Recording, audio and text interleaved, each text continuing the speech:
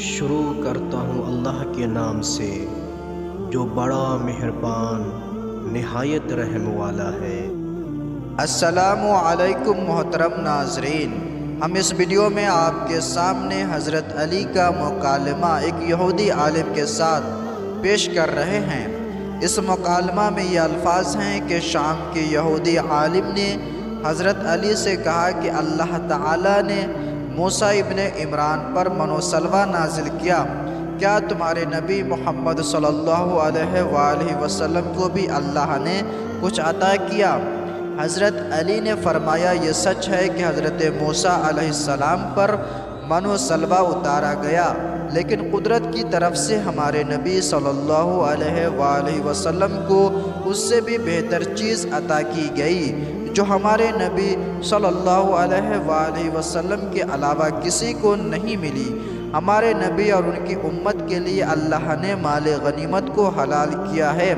جو کہ من و سلوہ سے کہیں بہتر ہے۔ یہودی عالم نے کہا اللہ نے موسیٰ پر بادلوں کا سایہ کیا، کیا اللہ نے اس جیسی فضیلت تمہارے نبی کو عطا کی ہے؟ حضرت علی نے فرمایا جی ہاں، حضرت موسیٰ علیہ السلام پر بادلوں کا سایہ کیا گیا تھا،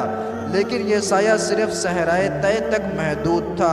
جبکہ اللہ نے ہمارے نبی صلی اللہ علیہ وآلہ وسلم کو